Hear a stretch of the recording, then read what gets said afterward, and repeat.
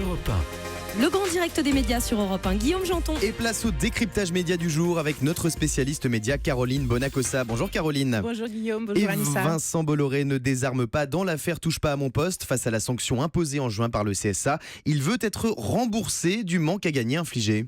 Oui, c'est une information parue dans le Canard enchaîné aujourd'hui. L'homme d'affaires breton demande 13 millions d'euros de dédommagement aux gendarmes de l'audiovisuel. Alors Caroline, pourquoi cette somme de 13 millions d'euros ? Mais en fait, c'est la somme qui a été évaluée par le groupe Canal+, à qui appartient C8, excusez-moi. C'est le manque à gagner suite à la sanction qui a été imposée par le CSA. Alors on rappelle cette sanction ? Oui, elle a été elle a été annoncée le 7 juin et effective dans la foulée.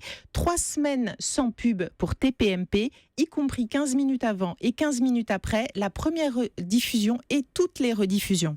Alors ça, ce sont les conséquences. Quelles étaient les raisons de cette sanction, Caroline ? Alors, les raisons, c'était la sanction de 2 séquences licencieuses, en fait, jugées choquantes par le CSA, un geste déplacé de Cyril Hanouna à l'égard de Capucine Anave et une caméra cachée de Mathieu Delormeau, qui était confronté à une fausse agression, on s'en souvient, il était très choqué. C'était dans la grande rassera. Le chiffre de 13 millions d'euros de manque à gagner est-il discutable, Caroline ? Mais en tous les cas, ce chiffre est très discuté. Le CSA avait évalué de son côté ce manque à gagner à 2,3 millions. Les experts médias, eux, qui ont pris la parole et qu'on a pu consulter, parlent de 1,8 à 6 millions d'euros. Et Cyril Hanouna, lui-même, avait parlé de 5 à 6 millions d'euros.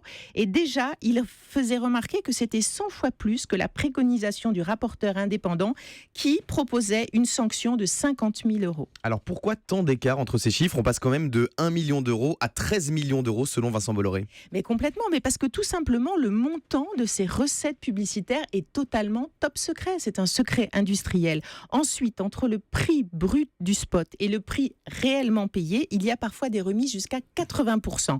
Et enfin, suite à la diffusion du canular jugé homophobe, il y a eu un boycott des annonceurs et déjà, depuis début juin, il y avait une séquence de pub de moins dans TPMP. Et puis on peut imaginer que Vincent Bolloré annonce un tarif très élevé pour obtenir un peu moins, aux alentours de 5 à 6 millions d'euros. Alors, Vous êtes un bon joueur. Alors C8 peut-il obtenir gain de cause dans cette affaire ? Mais en tous les cas, C8, depuis le début, parle de sanctions qu'il juge disproportionnées et discriminatoires. Là, la nouveauté, c'est que C8 rentre dans une action officielle, donc avec cette demande de réparation officielle, et la chaîne a lancé en parallèle un recours en annulation auprès du Conseil d'État.